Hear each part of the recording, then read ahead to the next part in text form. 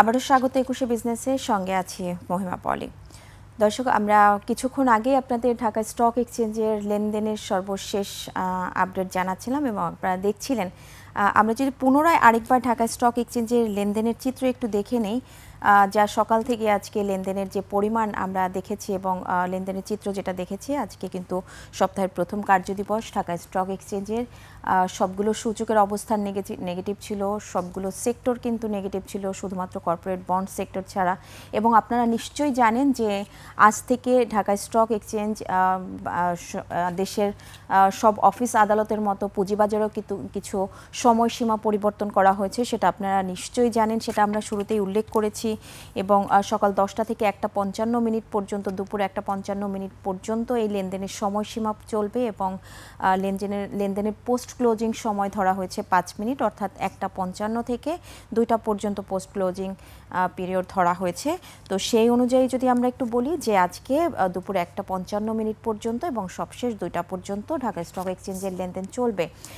কিন্তু আমরা যেটা আজকে সপ্তাহের প্রথম কার্যদিবসে দেখেছি যে সবগুলো সূচকের অবস্থান নেগেটিভ ছিল এবং এটা ছাড়াও আরেকটা বিষয় হচ্ছে সবগুলো সেক্টর নেগেটিভ ছিল এবং বেশিরভাগ প্রতিষ্ঠানের শেয়ারের দর কিন্তু হারিয়ে লেনদেন চলছিল।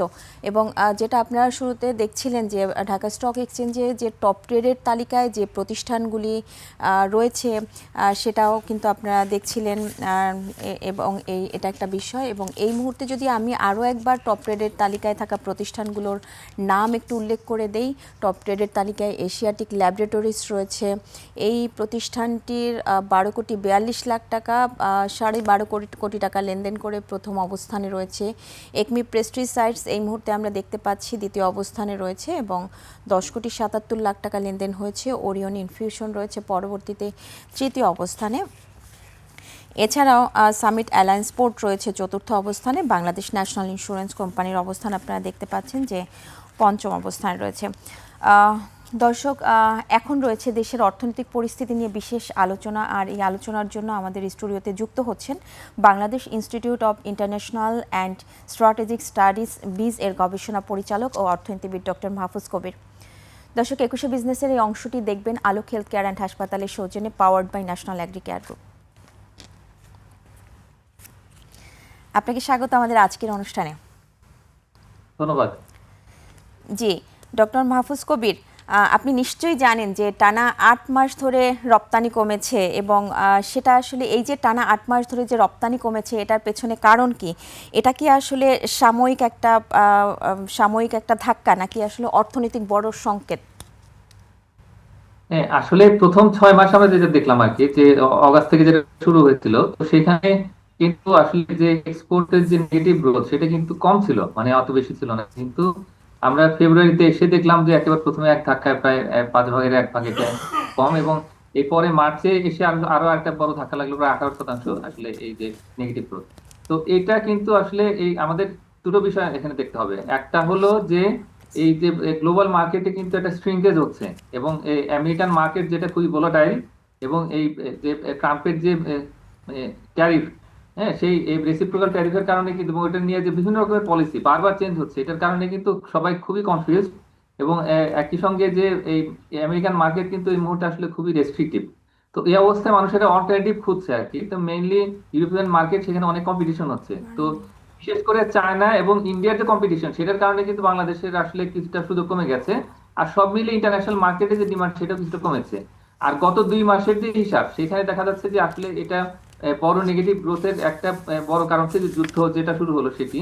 কিন্তু আসলে ফেব্রুয়ারি মাসে তো আসলে একদম শেষে গিয়ে যুদ্ধ শুরু হয়েছে, মার্চে গিয়ে ইম্প্যাক্টটা পড়েছে। তো ফেব্রুয়ারি মাসে এটা খুবই আনইউজুয়াল ছিল আর কি আমাদের জন্য, যে এটা নেগেটিভ গ্রোথ হওয়া। আমি মনে করি যে গ্লোবাল মার্কেট আসলে কিছুটা সংকুচিত হয়েছে। এবং এটি ছাড়াও যেহেতু বাংলাদেশে আসলে এফডিআই একটু কম ছিল, এবং একই সঙ্গে যে সব মিলিয়ে যে আসলে একটা অন্তর্বর্তী সরকার ছিল, ব্যবসায়ীদের দিকে থেকে অনেক চাওয়া ছিল, তো সেগুলো কিন্তু আসলে পূরণ হয়নি ওই সময়টাতে। তো সব মিলিয়ে আমার কাছে মনে হয় যে বিনিয়োগ যেহেতু কম ছিল, তো এই কারণে একদিকে বিশ্ব বাজারে চাহিদা কম, অন্যদিকে যে দেশের ভিতরে বিনিয়োগ কম, এফডিআই কম, এটার কারণে আসলে আমাদের যে নেগেটিভ গ্রোথ সেটা দেখতে পেয়েছি। কিন্তু এই যে একটা এই যে টানা যে একটা হচ্ছে রপ্তানি কমছে বা এটার পেছনে এটা বাড়ানোর কি আসলে আমাদের এই মুহূর্তে কোনো উপায় আছে? যদিও একটা বৈশ্বিক একটা চ্যালেঞ্জ আছে, এই মুহূর্তে আমরা একটা বিভিন্ন বৈশ্বিক পরিস্থিতি আমরা ফেস করছি যেটা। হ্যাঁ, না অবশ্যই আমাদের তো এই নেগেটিভ গ্রোথ হলে চলবে না, তার কারণ এই এতগুলো যে কর্মসংস্থান, বিশেষ করে যে নারী কর্মী প্রায় 4 থেকে 5 মিলিয়ন এখানে শ্রমশক্তি ইনভলভ, এবং সেখানে বিভিন্ন ধরনের কর্মী আছে, এবং এই যে এর মধ্যে প্রায় 60-70% মধ্যে হচ্ছে নারী কর্মী, এবং বিপুল পরিমাণে বিনিয়োগ আছে, বিলিয়ন বিলিয়ন ডলার যে ইনভেস্টমেন্ট, ব্যাকওয়ার্ড লিঙ্কেজ আছে এখানে, হ্যাঁ, ফরওয়ার্ড লিঙ্কেজ আছে এখানে, অনেকগুলো ইন্ডাস্ট্রি এর সাথে লিঙ্ক, পুরো ম্যাক্রো ইকোনমি হচ্ছে এর সাথে লিঙ্ক। তো সুতরাং এখানে আসলে অন্য কোনো বিকল্প নেই, আমাদের রপ্তানি বাড়াতে হবে এবং এটা ইতিবাচক ধারায় আসতে হবে। তো সেটার জন্য আমরা ইনিশিয়ালি যে কাজটা করেছিলাম সেটা হলো মার্কিন যুক্তরাষ্ট্রের সঙ্গে একটা বাণিজ্য চুক্তি করেছি, যদিও এটা এখনো পর্যন্ত আসলে বাস্তবায়িত হয়নি। কিন্তু তারপরেও এটা একটা আমাদের মিটিগেশন মেজার হিসেবে আমরা নিয়েছিলাম, কিন্তু এখন দেখতে পাচ্ছি যে সেখানে কিন্তু পুরোটা লাভ হচ্ছে না। এবং একই সঙ্গে যেহেতু মার্কিন যুক্তরাষ্ট্রের যে সুপ্রিম কোর্ট সেটা কিন্তু বাতিল করে দিয়েছে যে ট্রাম্পের যে ট্যারিফ, এবং এরপরে যেটা হয়েছে, তো সেটা নিয়ে আবার আমাদের নেগোসিয়েশন করতে হবে। কিন্তু অন্য যে সমস্ত বাজারগুলো আছে, তো সেই বাজারে আমরা কিভাবে ভালো করতে পারি সেটার জন্য একটা খুব দ্রুত একটা কৌশল তৈরি করা দরকার।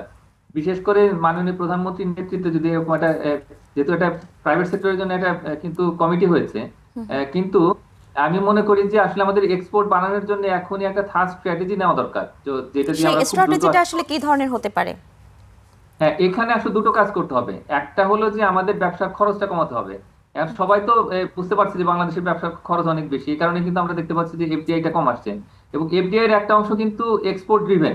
তো সেখানে কিন্তু আমাদের টেক্সটাইল ক্লদিং এখানে কিন্তু বিনিয়োগ আসছে বিদেশ থেকে, তো সেই জায়গাতে যদি আমরা বাড়াতে পারি তাহলে সেক্ষেত্রে আসলে রপ্তানিটা বাড়বে। বিভিন্ন দেশের কোম্পানিকে আমাদের দেশে নিয়ে আসতে হবে। তো এটার জন্য আমাদের সুদ হার কমাতে হবে এবং ব্যবসার খরচ এটা কমাতে হবে। তো এটা একটা। আর একটা উপায় হচ্ছে যে আমাদের আসলে এই যে নন ট্রেডিশনাল যে মার্কেট গুলো আছে বা ইমার্জিং মার্কেট যেগুলো আছে সেগুলোকে আরেকটুখানি আমরা যেন অ্যাগ্রেসিভলি এক্সপ্লোর করতে পারি সেটা দেখা। ল্যাটিন আমেরিকাতে আছে যে 4টা ইকোনমি, যেখানে ব্রাজিল, আর্জেন্টিনা, পেরু, চিলি, সেখানে আমাদের ফুটপ্রিন্ট বাড়াতে হবে। ইস্ট এশিয়াতে বাড়াতে হবে। মিডল ইস্টে তো এখন ভোলাটাইল, কিন্তু এই যুদ্ধ পরবর্তী সময়ে আমরা কিভাবে আসলে মিডল ইস্টে একটু ভালোভাবে যেতে পারি, তো সেটা চিন্তা করতে হবে। আর ডাইভার্সিফিকেশন খুব ইম্পর্টেন্ট, মানে হলো যে আমাদের এই বাস্কেটটাকে একটু আমাদের বৈচিত্র্য নিয়ে আসতে হবে। তো সেটার জন্য আসলে খুব দ্রুত স্ট্র্যাটেজি দরকার। সেখানে অটোমোবাইল, সেখানে ইলেকট্রিক্যাল, ইলেকট্রনিক্স, লাইট ইঞ্জিনিয়ারিং, তো এগুলার পরিমাণটা বাড়াতে হবে। এভাবে করে কিন্তু আমরা খুব দ্রুত আসলে আমাদের রপ্তানি যদি বাড়াই তাহলে সেক্ষেত্রে অন্তত এই যেখানে বিনিয়োগ সেটা রক্ষা পাবে, নতুন কোনো যে ফ্যাক্টরি সেটা বন্ধ হবে না। জি, আরেকটা বিষয় হচ্ছে যেটা আমরা শুরুতেই যে যদিও উল্লেখ করা হয়েছে যে এই যে রপ্তানি কমছে এবং সবচেয়ে বেশি রপ্তানি কমেছে আমাদের রপ্তানির যে বড় আয় সেটা হচ্ছে আরএমজি সেক্টর, সেই সেক্টরটাতে হচ্ছে সবচেয়ে বেশি কমেছে রপ্তানি। এবং আরেকটা বিষয় হচ্ছে যে আমরা যদি ইউরোপের বাজারটা, আমাদের সবচেয়ে বেশি রপ্তানি হয় ইউরোপের বাজারে, কিন্তু এই বাজারটা এই মুহূর্তে আমাদের প্রতিযোগী দেশগুলোর তারা হচ্ছে দখলের চেষ্টা করছে বা তারা সেখানে ঢোকার চেষ্টা করছে, সেক্ষেত্রে আমাদের কি করণীয়? আমি মনে করি যে এখনই ইউরোপিয়ান ইউনিয়নের সাথে একটা বাণিজ্য চুক্তির জন্য কাজ শুরু করতে হবে। যদিও বাণিজ্য মন্ত্রণালয় বলছে যে তারা কাজ করছে, কিন্তু তাদের টার্গেট হলো যে এই 2029 বা এলডিসি গ্রাজুয়েশন যখন হবে ওই সময় আসলে বাণিজ্য চুক্তি হবে। অথচ আমাদের যেটা মূল প্রতিযোগী ভারত, তারা কিন্তু ইতিমধ্যে এই মাদার অফ অল ডিলস যেটি, হ্যাঁ, তাদের সঙ্গে যে এফটিএ সেটা করে ফেলেছে, যার ফলে একটা রেসিপ্রোকাল যে কিন্তু একটা সম্পর্ক তৈরি হচ্ছে। তারা এটার আন্ডারে ইতিমধ্যে যে 30% যে আসলে ডিউটি ফ্রি অ্যাক্সেস পাচ্ছে, তার মধ্যে গার্মেন্টস আছে, যার ফলে হচ্ছে যে ইউরোপিয়ান ইউনিয়নের বাজারে কিন্তু এখন ভারতীয় যে এই তৈরি পোশাক সেটা কিন্তু একটা বিশেষ গুরুত্ব পাচ্ছে। তো এই কারণে বাংলাদেশের উপর একটা চাপ তৈরি হয়েছে। আমি মনে করি যে এই এক্ষুনি আসলে তাদের সঙ্গে কাজ করতে হবে, বিশেষ করে ইউরোপিয়ান বায়ার যারা, তাদের সঙ্গে সম্পর্কটা একটুখানি উন্নত করা দরকার। এটা একটা। আর এই একই সঙ্গে যে আমাদের তৈরি পোশাকের বৈচিত্র্য এনে আমাদের বিশেষ করে যে নন ট্রেডিশনাল মার্কেট যেগুলো আছে, তো সেগুলোতে আরেকটু অ্যাগ্রেসিভলি আমরা যেতে পারি কিনা, বিশেষ করে যে জাপান রয়েছে, অস্ট্রেলিয়া, নিউজিল্যান্ড, একই সঙ্গে যে দক্ষিণ কোরিয়া, মালয়েশিয়া, এই জায়গাগুলোতে আমরা যদি আরেকটু বাড়াতে পারি কিনা সেগুলো একটু দেখতে হবে। তো এটা করতে হবে। এবং একই সঙ্গে যে এই ল্যাটিন আমেরিকার মার্কেট, সেখানে কিন্তু আমাদের আরএমজি দিতে পারে। তারা কিন্তু চাইনিজ প্রোডাক্টটা কিনছে, ইন্ডিয়া প্রোডাক্ট কিনছে, তারা ভিয়েতনামের প্রোডাক্ট কিনছে, তো আমরা কিন্তু কম মূল্যে কম খরচে কিন্তু উন্নত মানের পোশাক দিচ্ছি। তো সেইটা আমরা ওই ওই সমস্ত মার্কেট নেওয়ার জন্য আমাদের আসলে এখন স্ট্র্যাটেজি তৈরি করা দরকার। আর আর সেক্ষেত্রে কি আসলে এই যে আমাদের এই যে ইউরোপের বাজার ধরতে, তাহলে কি ভারত কি আমাদের মেইন প্রতিযোগী হবে? সবচেয়ে বড় প্রতিদ্বন্দ্বিতা কি তাদের সাথে করতে হবে? এবং সেটা যদি করতে হয় তাহলে অবশ্যই আমাদেরকে অল্টারনেটিভ কি ধরনের পদক্ষেপ নেওয়া উচিত যদি তারাই আমাদের সবচেয়ে বড় প্রতিযোগী হয়? তারা কিন্তু এখন উঠে আসছে, তারা কিন্তু ছিল না। মানে আমাদের ডেনিম প্রোডাক্ট এবং অন্যান্য যে সমস্ত কটন বেসড প্রোডাক্ট, তো সেগুলা কিন্তু ইউরোপীয় মার্কেটে খুবই ভালো করছিল। কিন্তু এখন যেটা দেখা যাচ্ছে সেটা হলো যে এই বাংলাদেশ, ভারত, পাকিস্তান, শ্রীলঙ্কা এদের যে প্রোডাক্ট রেঞ্জ সেটা কিন্তু একই রকম। আবার ভিয়েতনাম, চায়না হচ্ছে আরেক রকম। তো তারা আবার ম্যানমেড ফাইবারের দিকে যেতে পারে, উচ্চ মূল্যের যে গার্মেন্টস প্রোডাক্ট গুলো আছে সেগুলো তারা প্রডিউস করে, যার ফলে ভিয়েতনাম এবং চায়নার সাথে কিন্তু আমাদের সরাসরি প্রতিদ্বন্দ্বিতা নেই। কিন্তু এখন যেটা করতে হবে সেটা হলো যে ভারতের সঙ্গে আমাদের এখন আসলে মূল প্রতিযোগিতা সেটা ক্ষেত্র তৈরি হয়ে গেছে, এবং সেখানে কিভাবে ভালো করা যায়, বিশেষ করে কটন বেসড প্রোডাক্ট, সেখানে আমার মনে হয় কি যে এটা একটা বৈচিত্র্য নিয়ে আসা দরকার, এবং তাদের সঙ্গে একটু একটা পজিটিভ কমিউনিকেশন দরকার। আর দ্বিতীয় যে বিষয়টা সেটা হলো যে চায়না এবং ভিয়েতনাম যেটা করছে যে হাই এন্ডের এবং বিশেষ করে যে এই আমাদের যে জায়গাগুলোতে খুব একটা স্পেশালাইজেশন নেই, যে ম্যানমেড ফাইবার, ওইখানে আমাদের আস্তে আস্তে গ্রাজুয়েশন দরকার। এই মুহূর্তে কিন্তু আমাদের যে কটন বেসড প্রোডাক্ট সেটা 70% বা 72% এর মতো। তো আচ্ছা আচ্ছা। সেটাকে, আর ম্যানমেড ফাইবার হচ্ছে বাকিটুকু, তো এটাকে আমাদের একটু ঘুরিয়ে ফেলতে হবে। তো এটার কারণে আমি মনে করি যে এখনই আসলে টেকনোলজিক্যাল আপগ্রেডেশন দরকার, নতুন নতুন মেশিন ইনস্টল করা দরকার, যাতে করে আমরা আসলে এই যে ম্যানমেড ফাইবার এবং উচ্চ মূল্যের যে আমাদের তৈরি পোশাক সেটার দিকে আমরা মনোযোগ দিতে পারি। জি, আপনাকে ধন্যবাদ। আমরা একটা বিরতিতে যাব, বিরতির পরে এই বিষয়গুলো নিয়ে অবশ্যই আবার আলোচনায় ফিরব। দর্শকের পর্যায়ে নিচ্ছে একটা বিরতি, ফিরবো একটু পরেই, ততক্ষণ সঙ্গেই থাকুন।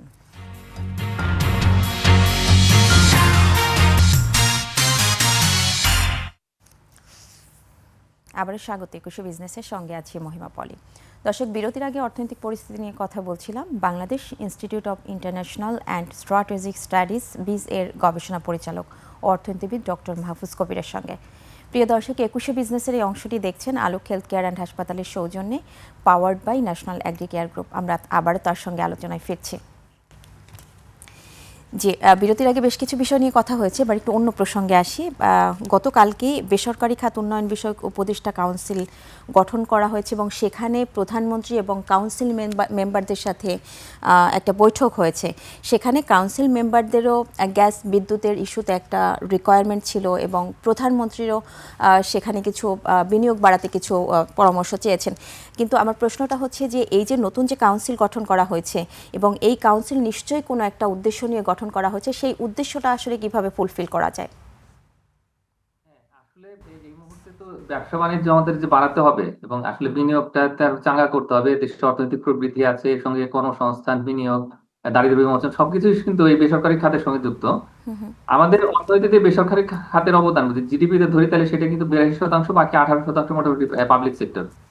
এই সেক্টরে কিন্তু এখন যতটুকু কেমন যে একটা ভালনারেবিলিটি তৈরি হয়েছে, মানে এমন অবস্থা কিন্তু বহু বছরে আমরা লক্ষ্য করিনি, যে গত এই অন্তর্বর্তী সরকারের সময় কিন্তু আসলে ব্যবসা বাণিজ্য খুব একটা গুরুত্ব পায়নি, সেখানে সংস্কারই গুরুত্ব পেয়েছে। তো অনেক ব্যবসায়ীরা কিন্তু ওই মামলা মোকদ্দমার ভয়ে কিন্তু পালিয়ে আছেন, অনেক কারখানা বন্ধ হয়েছে। আমি মনে করি যে এই মুহূর্তে আসলে সবচাইতে বড় উদ্যোগ যেটা গ্রহণ করতে হবে, যদিও যুদ্ধ চলছে মধ্যপ্রাচ্যে, সারা পৃথিবীর অর্থনীতি অনেকটা বিপর্যস্ত, জি জি। তারপরেও আমাদের তো বসে থাকলে চলবে না। এই মুহূর্তে আসলে এই যে বিদ্যুৎ গ্যাসের ক্ষেত্রে কিন্তু আমাদের এখন প্রায়োরিটিস ওয়াইজ হচ্ছে, আচ্ছা এখানে সাপ্লাই দিতে হবে, এই বিশেষ করে গার্মেন্টস সহ অন্যান্য যে সমস্ত ম্যানুফ্যাকচারিং খাত রয়েছে তাই সেখানে, এক্সপোর্ট সেক্টরে। এর পাশাপাশি আসলে এই যে প্রাইস অ্যাডজাস্টমেন্টের কথা বলা হচ্ছে, যে না ঠিক আছে দাম হয়তো কিছুটা বাড়ানো হতে পারে, সেই ক্ষেত্রে যেন ব্যবসায়ীরা ক্ষতিগ্রস্ত না হন, তো সেটা একটু আমাদের নিশ্চিত করতে হবে। তো ডেডিকেটেড সাপ্লাই যেমন প্রয়োজন, কোনো রকমের ঘাটতি হওয়া যাবে না। তো প্রয়োজনে রাসায়নিক করে হলেও তাদেরকে আসলে অগ্রাধিকার ভিত্তিতে বিদ্যুৎ দিতে হবে। আর এর পাশাপাশি ব্যবসার অন্যান্য খরচ রয়েছে, তারপরে এই যে বিশেষ করে যে এনবিআর এর দিক থেকে দেখা যায় যে অনেক সময় যারা কর দেন তাদের উপরে চাপটা বেশি করা হয়। তো আচ্ছা আচ্ছা। এবং একই সঙ্গে যে আমাদের যে কর্পোরেট ট্যাক্স, সেখানে রেশনালাইজেশন দরকার। তো সব মিলিয়ে ব্যবসার খরচ কমানোর জন্য এবং বিনিয়োগ বাড়ানোর জন্য আসলে কিভাবে আসলে ব্যবসায় বান্ধব নীতি তৈরি করা যায়, সেটাই আসলে এখন অগ্রাধিকার হওয়া উচিত। জি, এবার একটু অন্য প্রসঙ্গে আসি। এই যে বৈশ্বিক পরিস্থিতি, তেলের সংকট এবং বিশ্ববাজারের সাথে আমাদের দেশীয় বাজারে যে একটা সংকট তৈরি হয়েছে এবং উৎপাদন ব্যাহত হচ্ছে, এই পরিস্থিতি কিভাবে আমরা সামাল দিতে পারি? এখন সরকার একটা ভালো কাজ করেছে, সেটা হলো যে এই প্রথম দিকে একটা আতঙ্কের মতো অবস্থা ছিল, কিন্তু সরকার মানে মরিয়া হয়ে জ্বালানি সংগ্রহ করছে। সেই অস্ট্রেলিয়া থেকে গ্যাস নিয়ে আসা হচ্ছে, অন্য জায়গা থেকে, চীন থেকে, ভারত থেকে, বা আমরা আরো অল্টারনেটিভ যেগুলো রয়েছে, তো সেই জায়গাগুলো থেকে কিন্তু আমরা এই মুহূর্তে তেল নিয়ে আসছি। তো কিন্তু এখন কিছু কিছু গোষ্ঠী আছে তারা কিন্তু এখানে সমস্যা তৈরি করছে, যদিও অনেকের কষ্ট হচ্ছে, কিন্তু যারা যতটুকু প্রয়োজন তার চাইতে বেশি নিচ্ছে, হোর্ডিং হচ্ছে। তো সেখানে যেমন প্রশাসনিক ব্যবস্থা গ্রহণ করা দরকার, শিল্পের জন্য, উৎপাদনের জন্য যেন আমাদের জ্বালানির কোনো সংকট তৈরি না হয়, তো সেটা নিশ্চিত করাটাই সবচেয়ে বড় দায়িত্ব। এটার জন্য যদি প্রয়োজন হয় যে অতিরিক্ত দামে যদি আমরা স্পট মার্কেট থেকে তেল নিয়ে আসি, গ্যাস নিয়ে আসি, সেটাও কিন্তু চলবে, কিন্তু উৎপাদন একদিনের জন্য, 1 ঘন্টার জন্য বন্ধ হওয়া যাবে না। আমাদের এই নীতিটাই সর্বাগ্রে গ্রহণ করতে হবে। তো এটা একটা বিষয়। আর একটা বিষয় হলো যে এই যে ইতিমধ্যে যে গ্যাসের দাম যেটি রয়েছে, তো সেটি কিন্তু দিতে হিমশিম খাচ্ছে যারা ইন্ডাস্ট্রি সেক্টর, যারা ব্যবসায়ী তারা। তো এখানে যেন আবার অতিরিক্ত করে গ্যাসের দামটা না বাড়ে, প্রয়োজনে আমরা এমন ভাবে আসলে এখানে সাবসিডাইজেশন করব যাতে করে এই উৎপাদন যেন ক্ষতিগ্রস্ত না হয়, তো সেটা আমাদের নিশ্চিত করতে হবে। তো এইটা, এবং একই সঙ্গে সামনে যেহেতু সামার অলরেডি শুরু হয়ে গেছে সামার, কিন্তু এই সময়টাতে আসলে বিদ্যুৎ এবং গ্যাসের চাহিদাটা বেশি থাকে। তো সুতরাং ওই সময়টাতে কিন্তু যেন আমরা, যদি এমন হয় যে এই ঘাটতি তৈরি হওয়ার সম্ভাবনা থাকে, তাই সেই ক্ষেত্রে এমন ভাবে রেশনিং করতে হবে যাতে করে আসলে নিরবিচ্ছিন্ন ভাবে গ্যাস এবং বিদ্যুতের সরবরাহ আমাদের যে ইন্ডাস্ট্রিতে দেওয়া যায়। তো সেইভাবে করে আমাদের এই প্ল্যানিংটা করা দরকার। এবং সেভাবে করলে আমি মনে করি যে এখন যে একটা বড় রকমের আতঙ্ক তৈরি হয়েছে বিশ্ব অর্থনীতি জুড়ে, সেখানে কিন্তু চাহিদা সংকুচিত হচ্ছে। তো আমাদের যেন এটার কারণে উৎপাদন বা আমাদের যে বিনিয়োগ, কর্মসংস্থান, এগুলো যেন ক্ষতিগ্রস্ত না হয়।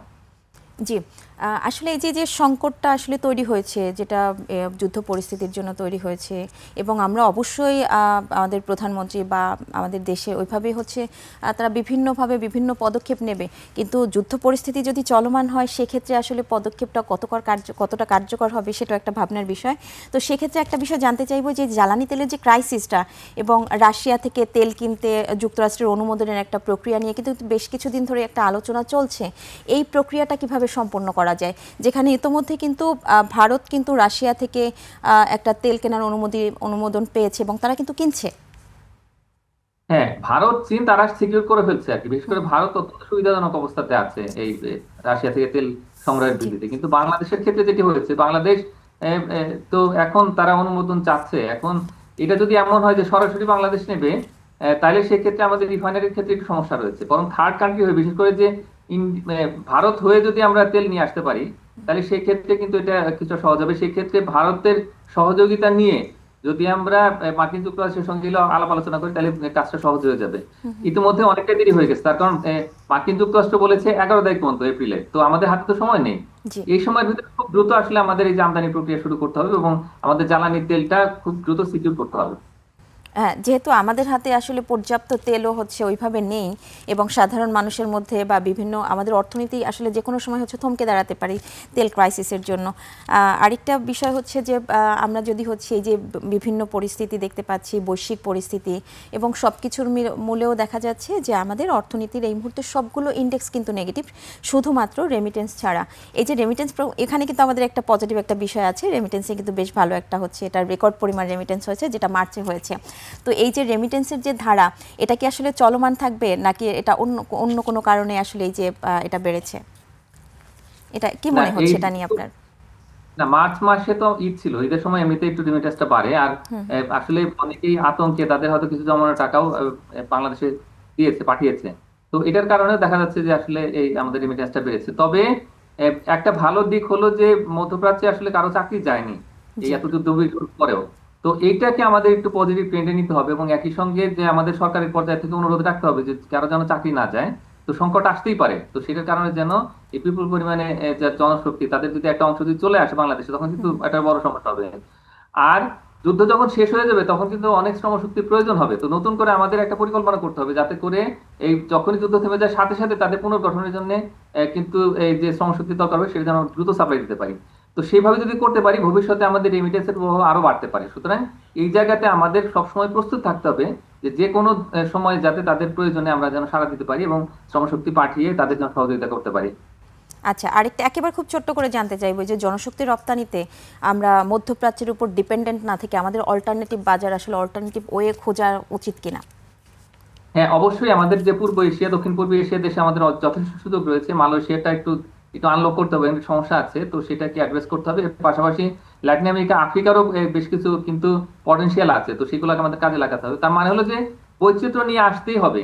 তো যদি বৈচিত্র্য আনতে পারলে তখন আমাদের আসলে রেমিটেন্স আরো বাড়বে এবং আমাদের বাজারটা সুরক্ষিত থাকবে। ধন্যবাদ আপনাকে আজকে আমাদেরকে সঙ্গে যুক্ত হবার জন্য। ধন্যবাদ। জি।